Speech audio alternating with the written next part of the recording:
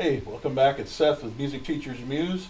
Tune in every week for real world examples of how to deal with students of all ages in a musical environment, guitar, bass, and ukulele specifically. Also, what not to expect is anything to do with performance or the general working musician stuff. This is strictly music lessons and all of the stuff that doesn't go with the actual musical part of it. Combating getting paid and dealing with difficult people and how to combat all this sort of stuff. Tune in and we will see you there.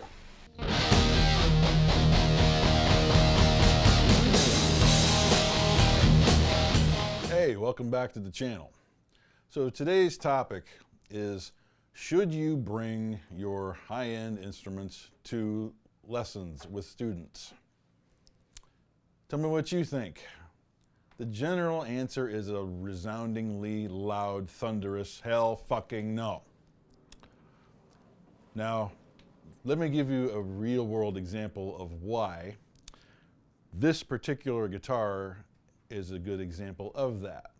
You'll see in the pictures that are on the screen the before, the damaged guitar, and after.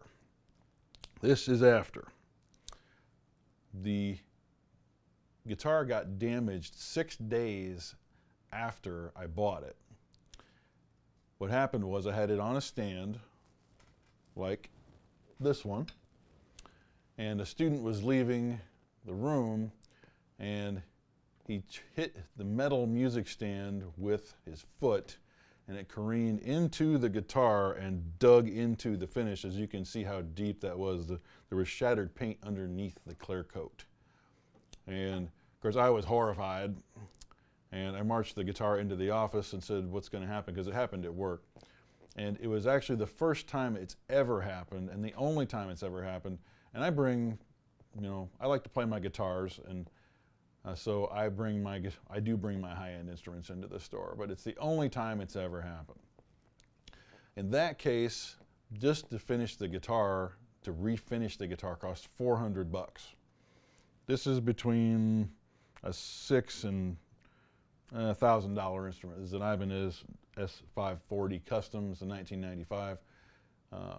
They vary in price, but either way, it was an expensive repair. Actually made the guitar better because it fixed whatever flaws were on it to begin with when I got it. But expensive, lesson learned. And now when I go to the store, I make sure they have wall hangers on the wall. So as soon as the lesson's over, if I have to leave the room, regardless, I hang it on the wall away from anything that could possibly be knocked into it, because I have some expensive instruments. Now, the store does supply instruments for you to use. If you work at a music store, chances are, especially if they have any decent inventory of instruments, they're going to have something for you to use, but you don't necessarily have to do that. I choose to take my own instruments because I'm spoiled rotten and I like mine better. And a lot of the guitars at the store, they don't stay in tune for me very well, so I end up fighting with it the whole time. I'm like, screw this, this is why I bring mine. And the students like asking questions about them and everything, because I have a different one every time, or if they think I got a new guitar because they just haven't seen this other one yet. But they're always inquisitive about it. And I like to make sure they all get some use because they're all badass instruments. But there's some parameters on that. So it's totally up to you whether you want to or not, but here's some reasons other than that very specific example that you've seen before, damaged, and after effect of that. Also, back is flawless too. I mean, this guitar is 25 years old. It looks brand new. So, other than a couple little smudges I got a couple years ago.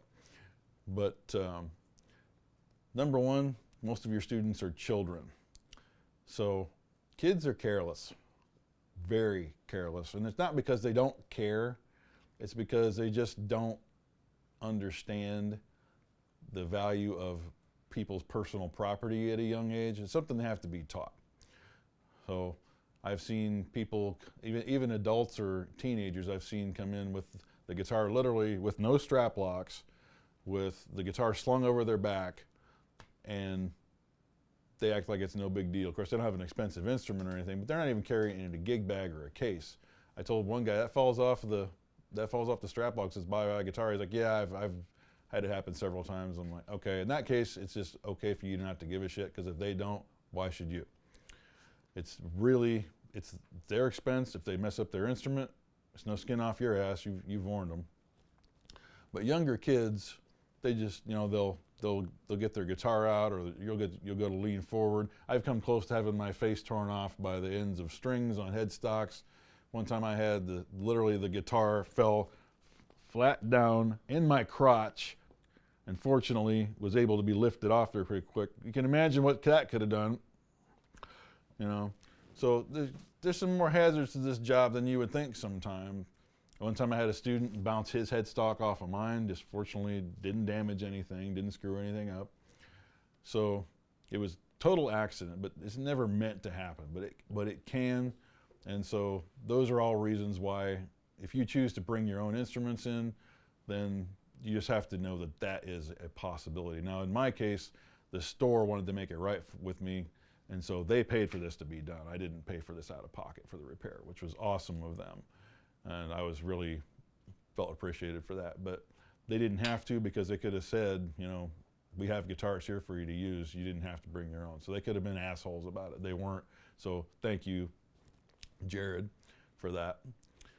The other thing too also is, so that's all the parameters about, you know, whether you should or not bring your own guitars. That's totally up to you.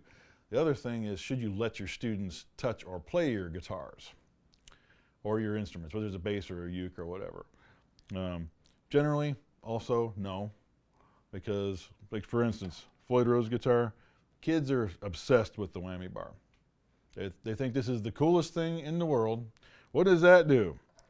Well, a lot of times if they reach out to grab it, they'll do this. They'll try to push it this way or this way. It's only meant to go this way or this way, because it can only go up or down perpendicular to the body of the instrument. So if they pull on it too hard, they can really seriously screw this up if it's a Floyd Rose system or a floating trem type guitar. So you got to be careful with that. And then a lot of kids just think this looks cool and they want to reach out and touch it. And you have to tell them, no, look, don't touch. You don't smack them or anything. Just before they get too far or scratch anything, just let them know. It's like, no, you can look, but don't do that. Now, sometimes I will let certain adult students check out my guitar, or even kids. I'll just, you know, extend it out to them a little bit and say, hey, you know, because see how thin this neck is. It's ridiculously thin. Because a lot of them play guitars that are just, they have bulky necks and all that. And of course, the body is super thin too. This is the Ibanez S series. They're all like that. But just so they can get a feel of what it's like, you know, they're not going to hurt anything by putting their hand around it. Although with kids, you got to be careful, because if they haven't washed their hands or anything, they're little germ factories. And just be careful their hands aren't sticky, or in that case, don't let them do it. But case by case basis. A lot of times students will be really into the guitars or instruments that you play, and they'll want to upgrade their guitar. So having them check yours out might not be the worst idea, but, you know, just make sure that you have a really good inclination of if they're going to be respectable and careful, because if they're not, don't let them touch it, because you're going to regret that. It's just not a good idea on any level at that point. And just make sure that it's something you're comfortable with doing, whether you bring your own guitar for lessons or whether you let students play or touch it, or them. That's entirely up to you. But for the reasons I listed, again, this one got damaged. It's the only time it's ever happened, but it can happen, and when it does, it's not cool. And I couldn't even look the student in the eye when he was apologizing. I was just like, just go, man. But, you know, it was what it was, and it got made right, and he was cool to know that it got fixed. So that's all for this lesson. Just a little etiquette in, you know, personal choice of how much do you value your instruments, and how picky are you about what you use when you teach. Side note, you might want to get a beater guitar that does the job just for this purpose. But again, that's up to you. Hey, thanks for watching. Please like, share, and subscribe. Hit that bell. Check out our sponsors in the description below. Follow us on Facebook and Instagram. And tune in next week and every week. Please leave a comment below. That's very important. and we will see you next time.